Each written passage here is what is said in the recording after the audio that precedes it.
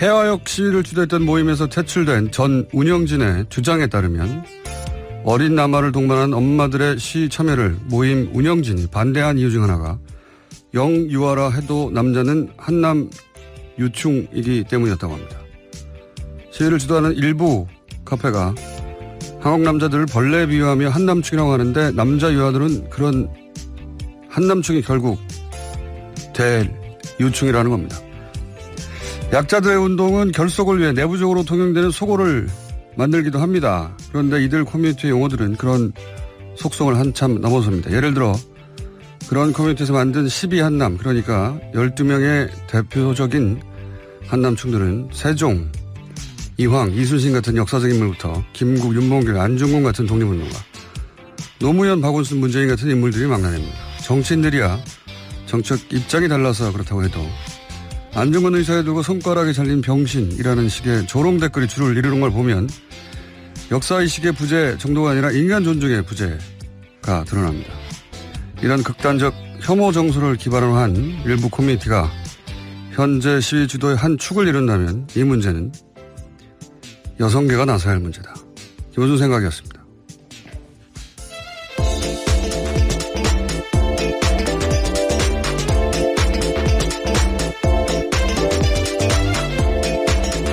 시사인의 김은지입니다. 네. 어제도 얘기했지만 이 남성들이 이런 이슈를 계속 얘기하는 거에는 한계가 있고 1절만 해야 합니다. 근데 한 번 더 얘기하는 이유가 뭐냐면 이게 이제 여성운동 예필을 쓴 극우 커뮤니티거든요. 예. 그러니까 이제 여성운동이 여성이기만 하면 모든 방식을 포용할 것인가. 저는 그걸 결정할 때가 왔다고 보는 건데, 그러니까 이제 싱귤레리티라고 하죠. 특이점. 그러니까 기존의 논리나 논법으로는 설명이 되지 않는 어떤 질적 변화, 그런 임계를 지나고 있기 때문에 이제는 그런 방식은 정상적인 여성운동과 분리하느냐, 그걸 결정해야 되는 특이점이 왔다. 저는 그렇게 보이는 것이, 원래 이제 약자의 운동은 초기에는 주의환기하고 또 그동안 상처도 있기 때문에 때로 공격적이고 자극적인 요소 이런 게 있을 수밖에 없거든요. 그런데 이제 그 시점을 지나서 그 일부 커뮤니티가 마이크를 쥐게 되는 상황이 왔고, 그 분명히 일부 커뮤니티지만 일부가 주도하는 상황이 되면 이건 이제 결정의 시점이 온 게 아닌가, 제가 보기엔. 극우의 준동이라고 하는 이유는 그 커뮤니티를 보면 요즘 공개되어 있으니까요. 뭐 세종대왕, 이순신, 뭐 김국, 안중근 다 한남측인데 박정희 전 대통령은 한남측이 아닙니다. 예. 그리고 박근혜 전 대통령은 여자라서 탄핵됐다, 이런 주장이 있거든요. 이들 커뮤니티의 주장은. 참 굉장히 위험한 주장인데요. 이게 이제 예를 들어서 지난 탄핵 촛불 집회를 일베에게 맡긴 꼴과 비슷하거든요. 그런 상황이라고 생각하시면 될 것 같고, 그 극우성이 이제 일베를 능가할 수준인데, 우리가 일베를 정상적인 운동이나 정상적인 정치 혹은 정상적인 표현의 범죄에 넣지 않고, 뭐 예를 들어 취업의 기회도 제한해야 한다고는 사회적 공감대가 있는 것처럼 여성운동 전체 부메랑이 되는 특이점이 지나고 있는 것 같고, 특히 어제 얘기한 것처럼 난민 여성 이슈, 이걸 이제 기존의 냉전과 지역의 어떤 분열 프레임이 그동안 작동해왔는데 그 프레임을 대체하는 소재로 누군가 활용하려고 한다, 그런 노력들이 있다, 뭐 이런 점에서 심각하기 때문에 한 번만 더 얘기했습니다. 근데 이 이슈는 어디까지나 저 같은 남성들이 아니라 저도 한계가 분명하기 때문에 여성계가 해결해야 하는 문제인 것 같다. 예. 커뮤니티를 보면 그런 생각이 듭니다. 잠시만. 자, 뉴스. 첫 번째 뉴스는 뭡니까? 네, 국군 기무사령부 뉴스를 집중적으로 전해드리고 있는데요. 이번에는 기무사가 세월호 구조 종결에 압력을 행사하려 한 문건이 나왔습니다. 세월호 발생 4개월이 지난 2014년 8월 달에 나온 건데요. 기무사는 실종자 탐색 구조 종결 시기를 검토해야 한다라는 보고서를 작성했습니다. 구체적인 방법도 제시하고 있는데요. 언론과 SNS에 실종자 가족을 압박하고 여론 주도층의 협조를 받아서 구조 비용이 많다라는 사실을 홍보하라는 겁니다. 뿐만 아니라 잠수사의 애환을 다룬 다큐멘터리나 인터뷰 방식 등을 통해서 홍보하는 방안도 제시하고 있는데요. 이런 식으로 세월호 구조 종결에 압력을 행사하는 문건으로서 가족 대책위와 보수단체 간의 TV 토론도 해서 실종자 구조를 빨리 끝내야 한다라는 여론전도 하겠다라는 내용이 있습니다. 두 가지 점에서 인상적인데 하나는 우선 KBS 뉴스가 요즘 아주 폼이 좋습니다. 예, 이건 이제 축구 해설할 때 잘 쓰는 표현인데 폼이 올라왔다. 단독이 많고 내용도 충실하다. 인상적입니다. KBS 뉴스가 이것뿐만 아니라 최근에 질 높은 단독을 많이 내고 있어요. 네, 어제 저녁에도 꽤 많은 단독 뉴스가 나왔습니다. 좀 더 전하기로 하고 또 한 가지는 기무사는 과연 어디까지 했나. 기무사 관련해서 뭐 계엄령 얘기도 계속 나오고 있고 세월호 관련 뉴스도 나오는데 뉴스도 보면 이제 그 참사가 있고 유가족들이 실종자를 찾는데 이게 군인들이 나서가지고 그 실종자 찾는 거 빨리 끝내야 한다고. 종결 시기를 정무적으로 검토하면서 실제로 여론전까지 펼치겠다는 내용이 있는 겁니다. 그러니까 그 상식적인 발상으로 도저히 이해가 안 가요. 군인들이 왜 대형 참사의 실종자를 찾는 걸 이제 빨리 끝내라고 뒤에서 모략을 한 거 아닙니까? 작전을 세우고. 작전 대상이 지금 그러니까 실종자 가족인 거예요. 네, 그러니까 네. 국민입니다. 피해를 입고 있는 국민을 대상으로요. 이런 식으로 작전을 적에게 펼치듯이 하고 있는 겁니다. 기무사 관련해서 도대체 어디까지 문서가 나올지. 이런 뉴스가 지금 며칠째 이어지고 있는데, 예. 어쨌든 인상적입니다. 기무사 어디까지 할 것인가. 네, 문건 관련된 뉴스 오늘 아침에 또 나왔는데요. 경향신문 보도입니다. 기무사가 2016년 10월 29일에 열렸던 박근혜 퇴진 1차 촛불 집회 이후에 시위대의 청와대 점거 시도, 대통령 하야 탄핵, 대통령 유고로 계엄 상황 발생 등의 시나리오를 대응별로 써서 대외비 문건으로 작성했다라는 건데요. 또 이때 탄핵을 앞두고서 이런 식으로 움직였다는 사실들이 드러난 겁니다. 그러니까 저희가 어제 전해드린 거는 2017년, 예. 3월 심판 직전인데 네. 이 문건은 2016년 10월이에요. 그러니까 1차 촛불 집회를 하자마자 이런 문건을 만들기 시작했다는 거잖아요. 그러니까 처음부터 이런 발상을 했다는 거죠. 처음부터. 예. 촛불 시위가 박근혜 퇴진 1차 촛불 집회 이후에 직후에 이 문건을 만들었다고 하니까 어제 전해드린 거는 뭐 그 탱크가 몇백 대 또는 뭐 총기 사용의 기준 혹은 뭐 병력 배치 뭐 이런 디테일한 종합계획서이고 이건 이제 최종적으로 나온 것 같아요. 근데 이번에 뉴스는 이게 언제 처음 시작됐냐. 2016년 10월 1차 촛불 집회 직후에 이미 친위 구테타에 해당되는 그런 계획을 머릿속에 떠올렸다는 겁니다. 네. 반박근혜만 외쳐도 적으로 상대방을 상정하고 일종의 계엄 선포식 조치 상황까지도 언급했다라고 볼 수 있는 건데요. 정말 끔찍한 일입니다. 이 문건에서 굉장히 또 눈길을 끄는 대목이 뭐냐면 외부 불순 세력에 의한 유고 시의 계엄 상황 예상 이렇게 되어 있거든요. 이 외부 불순 세력이라는 게 굉장히 오래된 표현이죠. 이게 그 외부 불순 세력이 없으면 만들어내는 역사를 가진 이들인데 이렇게 표현한 걸 보면 결국 촛불 집회가 시민들이 아니라 북한이라든가 그런 불순 세력이 만들어내는 상황이 되면 그게 계엄으로 가야 된다. 이런 논법이죠. 네, 하지만 탱크는 모두 다 밑으로 내려왔다라고 하는데요. 어제 전해드렸던 2017년 3월에 검토 문건들을 보면 북한 쪽으로 올라가는 게 아닙니다. 결국 다 국민을 상대로 했다라고 볼 수 없는 거죠. 그러니까요. 지금 뭐 외부 불순 세력이니 또 뭐 종북이니 또는 북한의 상황이 걱정되면 탱크를 위로 올려야 되잖아요. 예. 서울 시내로 들어온다는 거 아닙니까? 기무사의 문건 어디까지 갈지 모르겠습니다. 예, 계속 새로운 게 나와서요. 예, 또 관련해서 계엄령 검토 문건을 작성했던 건 한민구 당시 국방장관의 지시였다라는 증언이 나왔다고요. 어제 저녁 SBS가 보도하기도 했습니다. 군고위 관계자의 말을 인용해서 한 건데요. 다만 어떤 경위로 최초 지시가 이뤄졌고 실제 작전 준비용인지 단순 검토용인지는 충분하게 밝혀지지 않은 상태다라고. 이게 무슨 구분이 있습니까? 사실 이런 발상을 하고 구체적 계획서를 세우는 그 자체로 이미 범죄적인데 예. 국방장관이 혼자서 계엄령을 구성한다. 이건 저는 말이 안 된다고 보고요. 한민구 당시 국방장관이 이런 문건을 작성하라고 했다면 국방장관에게 그걸 지시한 사람, 그 사람을 찾아야 되는 거죠. 예. 그런데 이제 지금 뭐 보수야당에서는 왜 갑자기 이런 문건이 나오냐. 예. 네, 김성태 대표 대응은 이런 이야기까지 했습니다. 난데없이 한꺼번에 쏟아져 나온 배경에 대해서 오히려 밝혀야 된다는 주장을 하고 있는 건데요. 이게 이런 거예요. 작물이 나왔는데 그러면 범죄가 언제 이루어졌지? 도둑은 누구지? 이렇게 가야 되는 걸 왜 지금 작물이 나오냐 이렇게 묻는 거거든요. 예. 네, 심지어 구태타 흔적도 없는데 적폐몰이하고 있다라면서 반발하고 있는 건데요. 구태타 흔적이 문건인 겁니다. 예.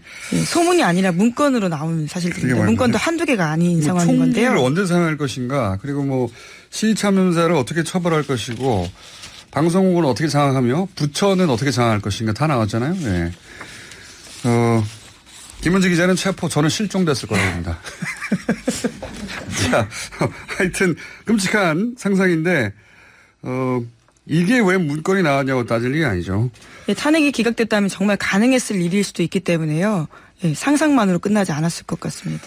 그러니까요. 예, 실행을 예정한 문건이 나왔는데 실제 이루어지지 않았냐는 말로 이게 어떻게 다 희석이 됩니까? 말이 안 되는 거죠. 이런 발상을 하고 지시를 하고 문건을 만들었다는 자체가 실행을 목표로 한 것이기 때문에 저는 그 국정조사 수준에서 최소한 국정조사 그리고 나가서 뭐 특검을 하더라도 명명백백히 이 명령 라인에 있었던 사람 다 책임을 물어야 된다고 좀 봅니다. 그래야 그런 사람을 처벌해 다시는 이런 문건조차 이런 발상조차 안 하는 거죠. 이거 뭐 그냥 발상을 했고 실행 안 됐으니까 그냥 넘어가 버리면 그런 군인들이 계속 군대에 있는 거 아닙니까? 네, 재발 방지의 확실한 방법은 진상조사 그리고 처벌입니다. 자, 기무사 관련 문건 많이 나왔고요. 또 나올 것 같아요. 자, 다음 뉴스는요? 예, 북한 관련된 소식도 전해드리겠습니다. 트럼프 미국 대통령이 폼페이오 국무장관의 세 번째 방북 이후에 관련해서 처음으로 입을 열었는데요. 한국 시간으로 오늘 새벽 자신의 트위터에 쓴 내용입니다. 나는 김정은 북한 국무위원장이 우리가 서명한 계약, 더 중요하게는 우리가 한 악수를 지킬 것이라고 확신한다라는 건데요. 또한 우리는 북한에 비핵화에 합의했다라고도 밝혔습니다. 그러면서 중국 배후론을 밝히기도 했는데요. 트럼프 대통령은 반면 중국은 중국 무역에 대한 우리의 태도 때문에 북한에 부정적 압력을 가하는 것인지도 모른다. 아니길 바란다라는 느낌표까지 썼습니다. 중국이 이제 북미 관계 개선하려고 하는 미국의 의도에 북한을 지렛대로 어떤 물을 먹이려고 한다. 뭐 이런 인식을 가지고 있는 것 같아요. 그게 사실은 아니든 트럼프 대통령이 그렇게 생각하는 것 같고 최근에 이제 북미 관계에 여러 가지 복잡한 시그널들이 나오죠. 대통령 폼페이오 장관은 비핵화 약속을 확실히 했다. 뭐 믿는다는 얘기도 하고. 하지만 또 북한에 대한 성명은 북한이 불편해하다는 것도 좀 드러나고 있고. 뭐 그러면서도 북한도 그렇다고 신뢰가 없어진 건 아니다. 이런 말도 하는 그 혼란스러운 시그널이 있어서 저희가 정세현 장관 오랜만에 모시고 정리를 좀 할 텐데. 그래서 그때 자세히 얘기하겠지만 여기서 제일 중요한 건 그 계약이 아니라 계약보다 더 중요한 악수를 지킬 것이라고 한다. 확신한다고 했는데 이건 사실 그 어떤 형태로든 직접 계약을 해본 경험이 있는 분들은 다 공감할 텐데 계약서를 아무리 잘 자세히 작성을 해도 결국은 기본적인 신뢰가 없으면 계약서가 무용지물이 돼요. 예. 직접 만나서 손을 잡고 악수했다라는 건데요.